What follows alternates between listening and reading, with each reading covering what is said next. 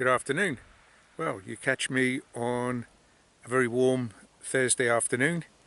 It is the 26th of February. Only a few days ago, the start of the month, it was snowing up here, but the weather's really taken a change. It won't last. There's colder and wetter weather coming next week at the start of March.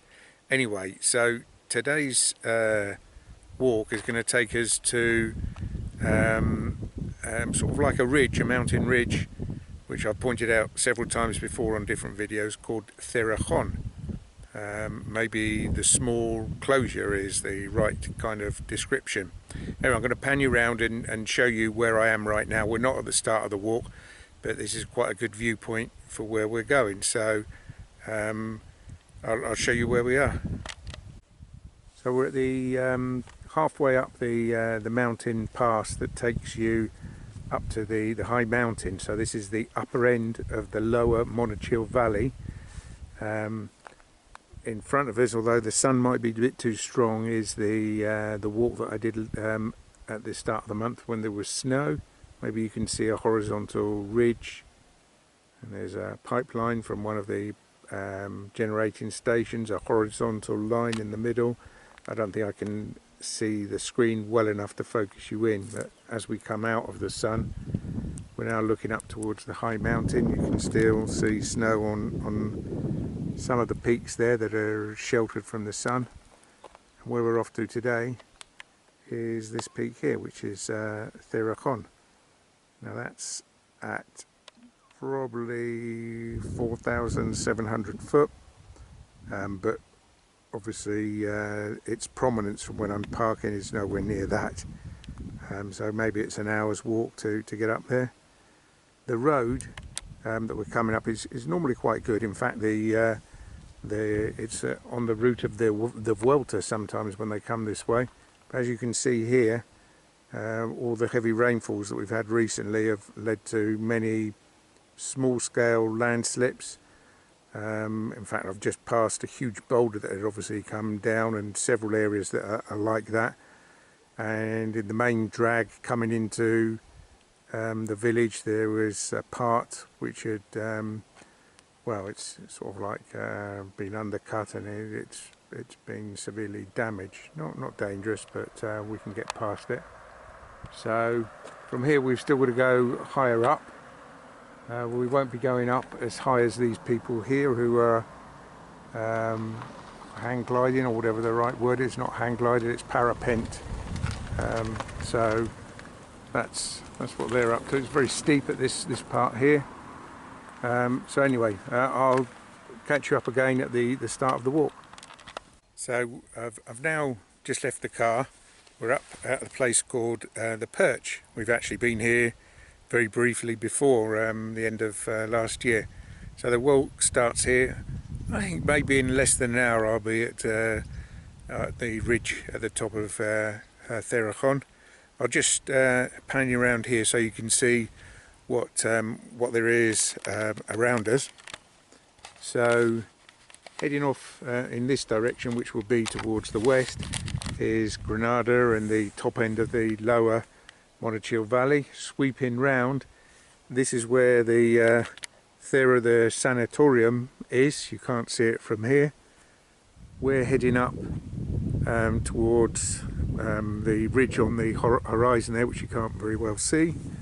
And this is a small park area. We're entering into the Sierra Nevada National Park. There's a campsite, nice little restaurant, and on the other side here there's a quarry, and on the other side there is a fault line.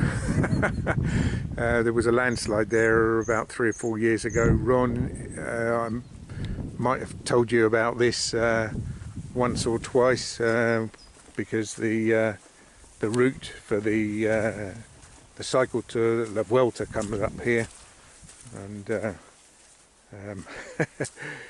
it's a little bit squelchy actually. This is a good place because it's relatively flat, and it collects the water, so it acts as a good store for water, keeping the plants you know, alive in this area. In fact, so I'm told, I've not really seen them, but so I'm told there's quite a lot of old snow holes. So essentially people would come up here in the winter, gather together the snow, pack it into these holes, which would eventually make ice, and then bring them down from there during the warmer months. There was an activity that carried on until well into the middle of the 20th century, before refrigeration was really the thing that it is today. Now, along this path we'll most likely come across cattle grazing, so I'll be taking care and deciding what to do as we come across them. I don't think there's anything too much to be worried about, but they're big animals and you need to take care. So the route's coming up the road, perfectly safe, but there was well, at every corner there was evidence of small and large landslides, where you can see the workmen have been up and cleared away the debris that would have been across the road, swept it to one side and cleared the valley slide on the other. So this was severely affected by all of the huge amount of rain and snow that's fallen here. In fact, we're sort of like walking across a little stream. Not quite sure where that's coming from, but in theory it should be a relatively straightforward walk. Anyway, this is, or rather was, the entrance to El Cerro de la Sanatorium, the building that I've pointed out many times. You have to jump the fence to go up that way now, which I won't be doing. But I have visited it. If you've got a little bit of orienteering knowledge, then you can follow this track round, and when the fences stop, you can go across the mountainside, follow them, and then the fences just disappear and there you are inside.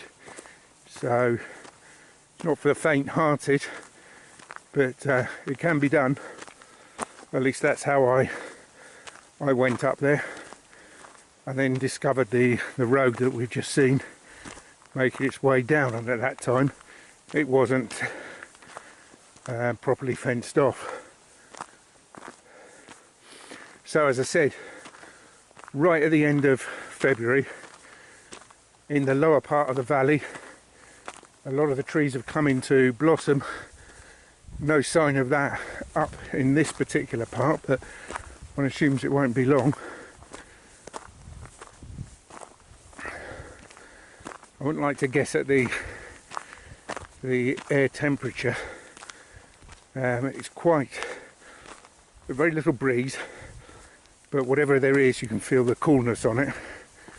And there's a huge amount of snow high up on the mountains, which is one of the reasons why I wanted to come up and see how much of it we could see. And I think we should get some good views. This part, as you can probably tell from my breathing, is a little bit steep, so I'll bring you back, as always, a little bit later.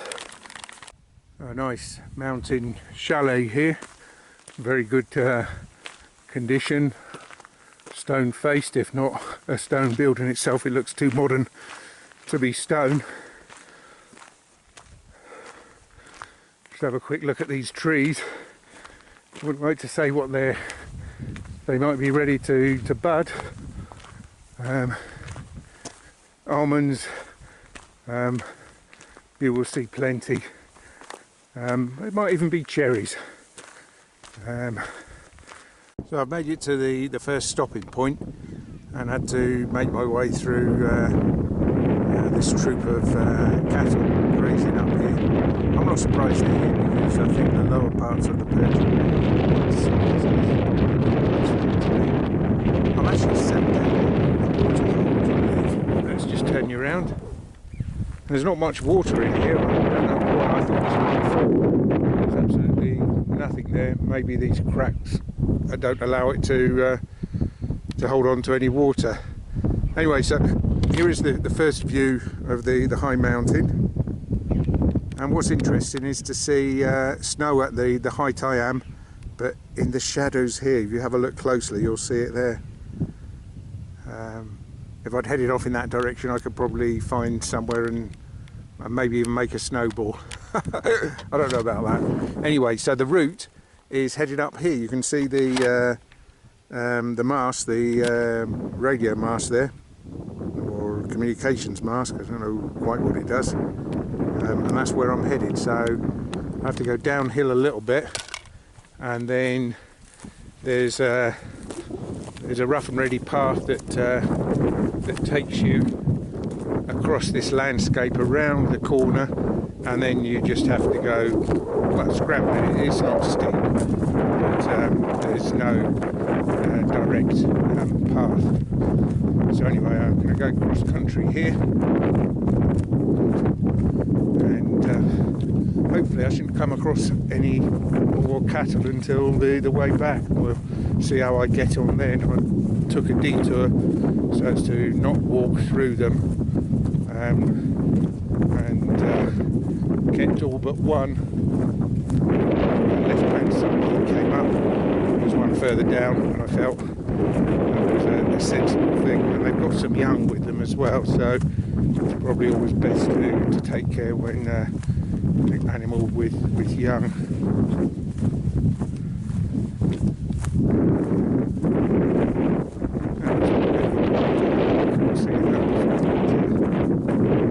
Plenty of evidence with the cows.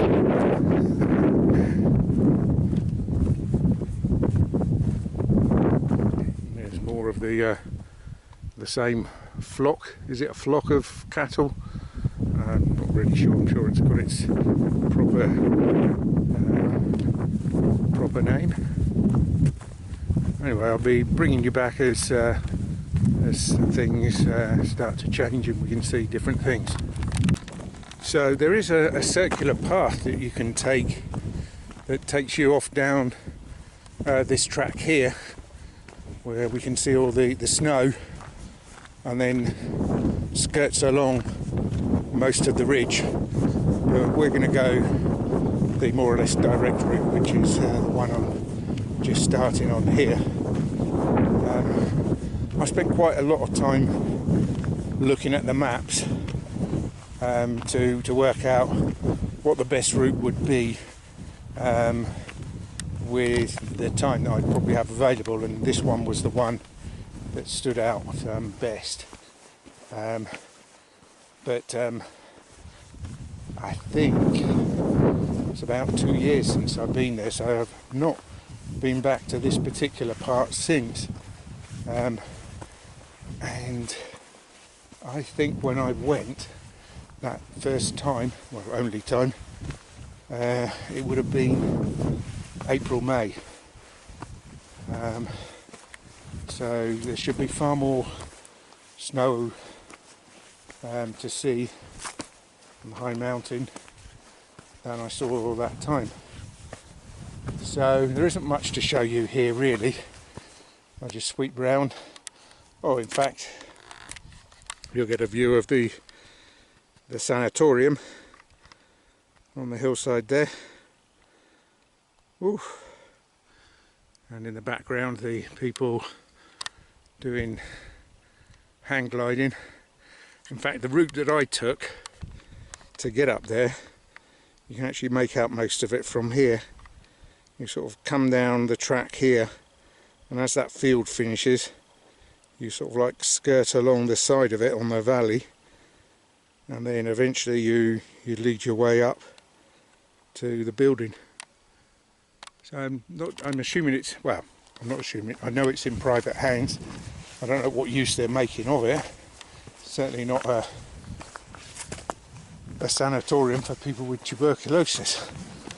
But when I went 2 years ago, it looked in very good condition. In one of the walking guidebooks that I've got, they went up there when you could, and it was in a really dilapidated state. So that's going back roughly 35 years, as more or less when the book was published, when they did the walk. I don't know. Well, at least you can make the path out roughly. I'll bring you back, because this is a bit of a tiresome part of the walk. So we're just rounding the first outcrop to leave us up this small shallow valley. It's not really even a valley, a cleft. Not, well, perhaps that's not the right word.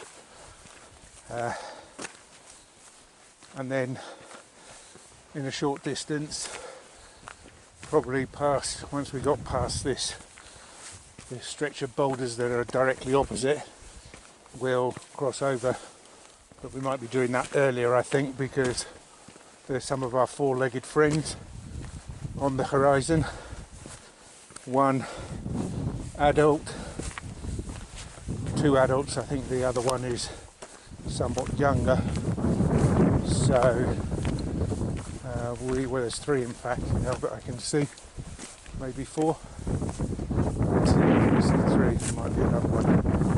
So I think what I'll do is, when I get up to this little piece here, in fact I can see the startings of a path shooting off. There is a fourth right at the back. So we'll leave them to find whatever food stuff they can chew their way through here, and then make our way across. They're watching me attentively, but I don't think they look aggressive. It's often difficult to tell, but normally they'll make a noise. There are several of them there.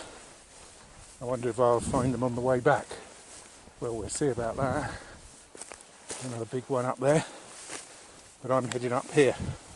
Not that that necessarily gets me out of the woods, because there are cowpats all over this hillside, including right at the top where we're off to now. So I'll just sweep round, see if they've forgotten about me. Oh, there's 2, 3, 4, 5. Cheerio, see you in a bit. Right, the sun's not too good. Just seeing that guy in a parapet shooting up ahead of me, over me there. I wonder if you can see that. I can't see a thing on the screen at the moment. Anyway, I'm switching off. Round of where I am right now, with our 5 head of cattle along the path, heading down to the water hole you can just see there probably, the sanatorium, and then the road leading up to El Perchi, twisting and zigzagging in the background, although I suspect you can't probably see what I'm talking about, is Granada and the Vale of Granada. Anyway, I'm heading off up here. The sun's not in the best place really, so I'll crack on and try and get this bit done. So this is my little group. Wherever they've gone, there they are. They're just disappearing off down the mountainside, which is good news. Hopefully I won't catch them up. But then panning round onto this side here, I can see 1, 2, 3, 4, 5, at least 5. Maybe you can't see them, but they are there. They seem to be inoffensive. And here is where I'm headed, up to this ridge here, where there's a transmitter station and some good views. I'll bring you back. So a quick pan around and your first full sight of Sierra Nevada. You can see Valletta there. It's the second highest on the peninsula. 11,000, 12,000 foot, something like that. Still quite a lot of snow. The last 2 weeks have been very, very warm and dry, but there's still an awful lot up there. I'm pretty certain there was something in the order of about 4 meters depth of snow up the top. Whether there's still that much left, I don't know, but it's still very thick. And would you believe it, where I am here at around about 4,500, 5,000 foot, we've got snow too. So I'm hot footing for that, to get my foot in the wet. So look what we've got here.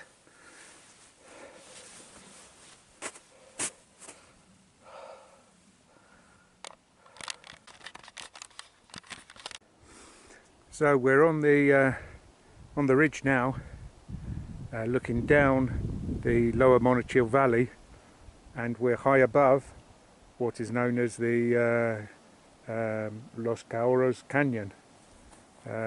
We can't really see too much, but it's right the way down there. I'll come back and show you some more details as I pan round. In front of us, that's the Sierra de Juenes, the Massif de Juenes. I'm not sure if one of those in the background there is Travenki, which is the highest of the low mountains. This one here in front of us is called Pollos de Monachil, the chickens of Monachil.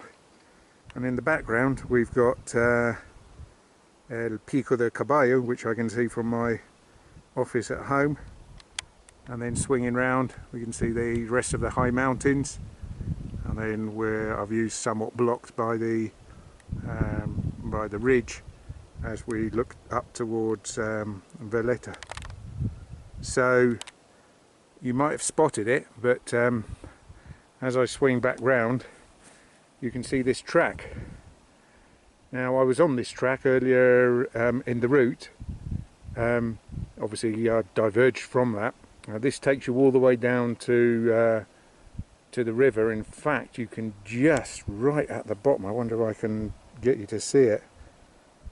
This is one of the mill buildings that were originally there. There's a weir there, but to the left of that there's a power station, and if you look carefully just here you'll see power lines, and that's coming up from the power station that's on the river. It's only a small one, but I did walk down this, a fearful walk in April, because there's a huge cliff face, and even in April it was reflecting back the heat of the day, and it was a real struggle to get back up. It's a serious walk that is, to go down and then come back up. Well over 1,000 foot down, probably closer to 1,400 I would say. I'd have to look at the map to be sure. And this is what I can see. I can actually see this from my living room. I can't see where my house is down there. It's in the middle of nowhere, but we look out the window and we can see Cerrajon commanding the valley. It's spectacular. It really is. So we'll just have a quick look at the route that I've taken, which is sort of like cross country across this part here. And then you can just about make out the path that's on the opposite side. Not very clear, but it is once you're there. And then you can see the water hole, and then the accumulation of cattle. In theory I've got to go walk past them on the way back, but I think I'll be detouring a little bit around that part so I don't have to walk through them. And the Cerro, the sanatorium, which commands the lower Monachil Valley. There you go. Talked about this so many times in my video. Here's one. It's not close up, but it's at least you get a different kind of view of it. So we're going to skirt round the path, well, the ridge, and see if we can get a better view before descending. I don't want to be staying out too late. It's now, what time did I say it was? It was 5:15. So yeah, still got plenty of time. So we'll make a brief drink stop, I think, and then crack on. Well, bit of a tactical mistake here. I just lost my jumper and I'm not quite sure where I dropped it. So I'll try and retrace my steps on the way down. Roughly I know the route I've taken, so it might have gone off at the very top. And I've had a look and I can't see it, and I'm not going to risk getting too near the edge. So we'll carry on for a little bit and then retrace our steps and see what we find.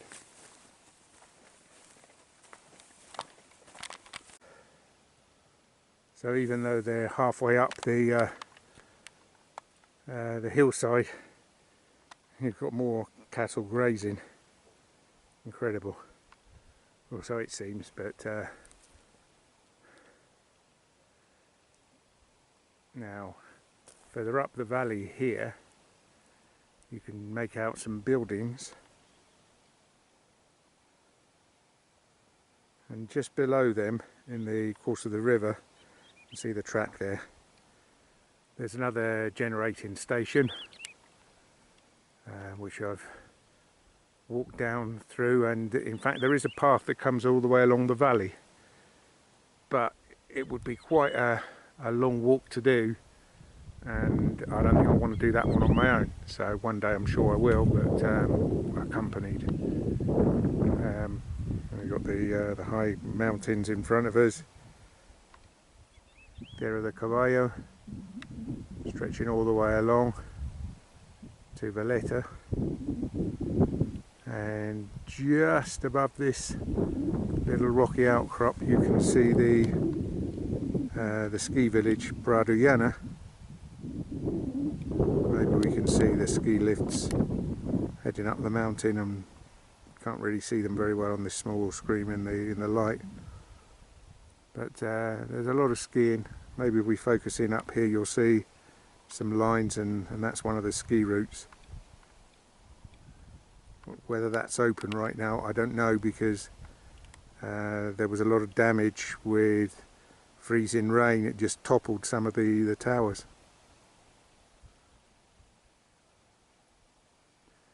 So the River Monachil is born, well, somewhere around here. I don't think it's got a definite spring, but it's round about here, where it's identified on the map as the source, and then comes all the way down, deep down here, and along the rest of the valley, as you can see here, although we can't really see too much of it. I'm not going to get too close to the edge, although there isn't really an edge here as such, but steep slopes. So maybe we'll just go on to this next outcrop and then I'll make my way back. The ground here is really well fertilised. So obviously the cows, the cattle don't mind climbing the heights and coming to see what's what, getting the freshest pieces of grass. In fact, I can see another 4 or 5 cattle. One's already clocked me, so I don't think I'm going to go any further. I do recall going further last time and there wasn't anything up here at all. I'll see if I can put in some clips of that, although as I said that would have been at an earlier time. There's a nice view there, silhouetted of the outcrop you can see well down the valley. Let's go and see if I can find my jumper. So in the distance in the base of this, or halfway up a valley, there is a landmark that it's worth pointing out. I wonder if I can see it to try and tell you what it is. There it is. So what we've got there are a series of pillars that were built to take a pipeway, transport water. This is over 100 years ago now. And if we now project horizontally across the landscape further down, we're going to come up to what I've pointed out many times before, is the remains of the gold mine. And you can just see this horizontal track there. That's where the water would have come in, or at least so I believe. And these were the quarry workings, originally quarried by the Romans. One day I'll take you down to see those pillars and the aqueduct that's there. That's a nice, good, interesting walk. Unfortunately, the roads leading up there been severely damaged by the flood waters. So I think it's roughly open, but it's probably best not to use it until it's in a slightly better condition. Judging by the state of the road leading up to where I've come to today, probably best to leave that alone for a while. I'm sure curiosity will get to me sooner rather than later, and I have got archive film, but actually doing voiceovers, that kind of thing, well, I can do it, but I find it less natural to just sort of like be blathering away like I normally do. As I say, plenty of evidence of our bovine friends here. The heights don't seem to bother them, that's for sure. So if anyone can see my jumper, it's a grey one. I'm not going to call it a favourite, but I enjoy wearing it. It's a good one in winter. So if anyone sees it, can they just, well, probably best to shout out, because if you raise your hand I might not be looking in your direction. So let's hope I find it. We'll see. No sign of it so far. Keep shouting if you do see it. One last look at the high mountain as we disappear down the slope. I'm not sure if I'm on exactly the same track, but I'm stopping every so often to scan the ground and see if I can see it, and try and take the cleanest possible path. As I say, the cattle get absolutely everywhere, you know.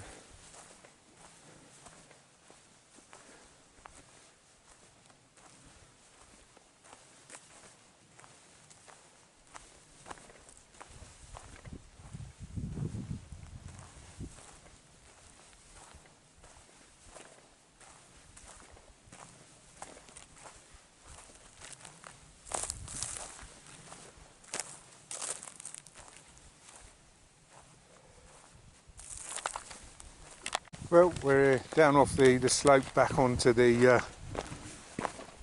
rudimentary path that takes you back down to the perch, El Porci. No sign of my jumper, so if any of you are coming up this way the next week or so, then and if you do find it, it's like a grey fleecy one. Quite old. I'm just trying to work out how old it is. It's probably about 15 years old. So I'm probably deserve another one, even though I've lost one.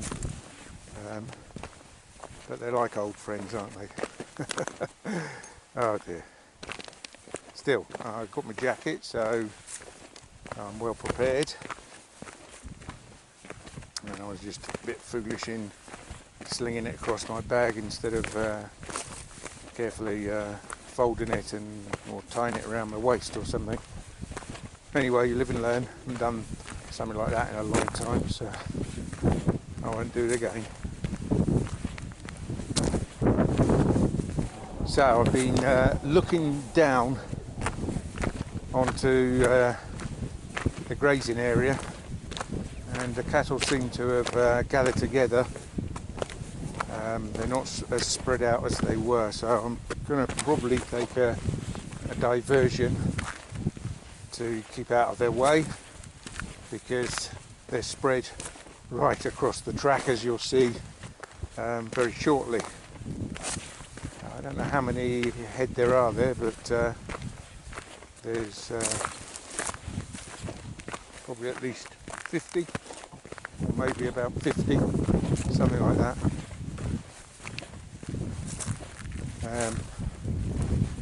Bit of a story with me and cattle on the mountains. To go back to 2008, so 17, 18 years ago, we were up in the north of Spain. We'd travelled up on a tourist bus to a place called the Lagos de Covadonga, the Covadonga Lakes, which are high up in the mountains. And we'd gone into an arboretum, a sort of like area which is closed off, fenced off, picnic tables, lots of trees of different types of the area, and they'd let some cattle in to graze. And we didn't think too much of it, to be perfectly honest with you. There were families there with their children. Some had done the trick of putting their child on top of the cow to take a picture, and all seemed well with the world. So I said to Nuria, well, yeah, put yourself by the side of this one here, I'll take your picture, and so she did. I got a picture of her by the side of the animal, and behind there's another animal, perhaps the bull, I'm not sure. Anyway, I said to her, well, take one of me. So I stood and posed, and the other animal, the bull, ambled up behind me, dropped its head, and flipped me a couple of meters into the air. I landed, dislocated my elbow, and everyone in the little park area went absolutely screaming and running away. Fortunately for me, there was a doctor up there from Madrid, a chap called Javier, I don't know his name, who came over, said, oh, it's dislocated, but it isn't broken. Would you like me to put it back in for you? To which I said, well, yeah, all right. He said it'd be better if it was done now. So he did, and an ambulance was called for, and I had perhaps the worst ride that you can imagine, coming down the hill with my arm sort of like semi-strung up. Put me in the hospital, X-ray, nothing broken, and put me in a plaster cast. The problem was, of course, that we were on a travelling journey. I was the only driver, but in the end we managed to get the car back to the airport, and managed to get back home. So yeah, I was off work for quite a few weeks, and spent a lot of time doing rehabilitation. That elbow is now really in good condition, no problems with it at all. Other problems on my shoulder from football have caused me more problems than than the dislocated elbow, at least for the time being anyway. So I'm reasonably happy with my encounters with cattle. My wife Nuria, frightened to death. She asked me this afternoon, are you going where the cattle are? I said, well, yeah, but if there are any, I'm sort of like, you know, I won't go near them, kind of thing. but she'd have nothing to do with a walk like this, seeing so many cattle around. But I think you have to just be sensible, give them space, and unless you do come across one of these aggressive bulls, you're not going to have problems. Getting in amongst them, even though they're just being inquisitive, is a recipe for disaster, because they have absolutely no idea of their weight and the force that just a small movement can give you. So I was tossed up in the air, but I wasn't charged. Although the people at the hostel or the hotel where we were staying, they christened me Lord Torero, Lord Bullfighter, but it's far from the truth. I don't know if I've got a picture. Maybe I've got a picture, and I'll well, I know I do have a picture. I'll put that in on the end for a couple of pictures. And I'd love to go back there again, but I think persuading Maria to go is a difficult one, but we'll see. I don't think it was much fun for her at all, because she saw everything that was happening in slow motion as it happened. For me, everything was fine, and then all of a sudden I was out having an out-of-body experience. And I mean, I was lucky, I suppose. I could have bumped my head, but I didn't. And although I dislocated my elbow, it wasn't like there was a huge pain. Even when it was put back in, of course I'm going by memory now, even when it was put back in, it wasn't a great problem. Biggest problems I had was 2 weeks later, when the doc said, right, let's take this cast off, and he then started to manipulate me, and that was really, really painful. And he said, well, you've got to move it, because if you don't move it, then you won't move it. So I did spend a huge amount of time doing rehabilitation, invented a system such that I could measure the angle of movement that I'd got on my elbow, graphed it. Maybe I can show you the graph if anybody's actually interested. Probably all gone to sleep by now. Anyway, so that's my story of my encounters with cattle. Down here, yeah, I've come across lots of them grazing. They look up at you, but they don't seem to take too much notice. So, there's no stamping, no snorting, no signs of aggression that animals often give when they feel threatened. They just look at you and think, bloody hell's that? Anyway, I'll bring you back a little bit later. It's me blathering on again about cattle. Hello ladies, it's only me, don't worry. I shall be out of your way. You're free to range wherever you want to. We're actually quite close, I thought I was further away.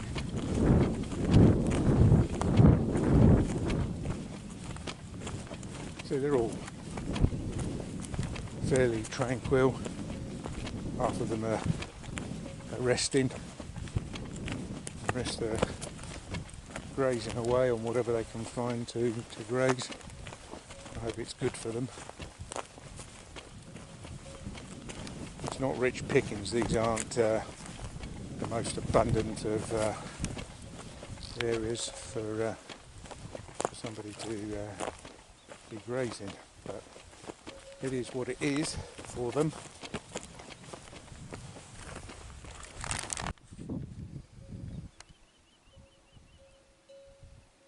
So it's quite a herd, isn't it?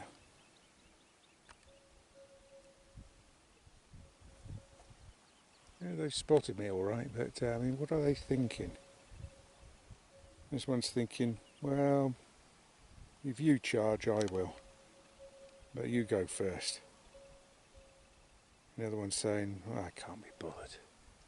I really can't. So my route is now over here, doesn't look blocked, at least at the moment. Maybe there'll be one just behind the brow. We'll see. Anyway, I'll bring you back when I get near the end. So I'm wending my way back down the track to the car. Only about another 5-10 minutes walk, I suppose. There's the chalet that we saw on the way up.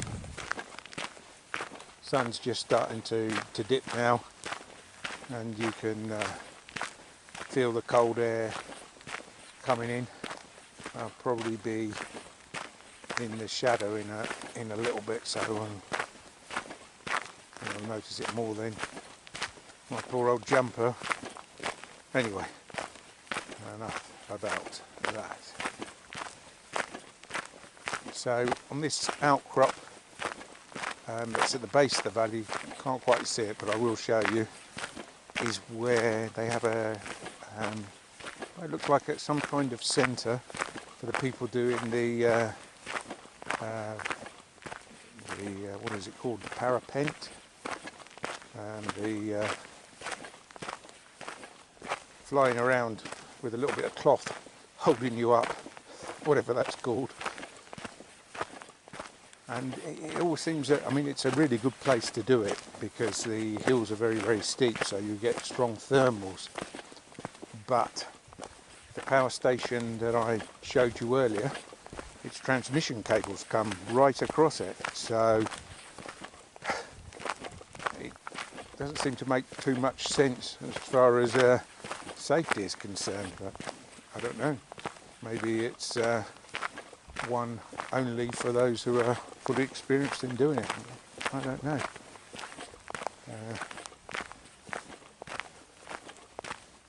So as I come round this little bend, just be nicely fertilised, you can see the orange van, and there's a building there, and that seems to be where they have their centre for storing equipment and what have you. And they cast off just a little bit further down the road. If I can catch a little bit of it, then I will do, but I've probably got stuff in the archives. So, still got the sun in my eyes. I'm going to sign off from here. Hope you've enjoyed the walk. It's been a little bit of fun. Some good views, some wildlife, and a couple of anecdotes of mine. Anyway, I'll see you again on the next one. Cheerio.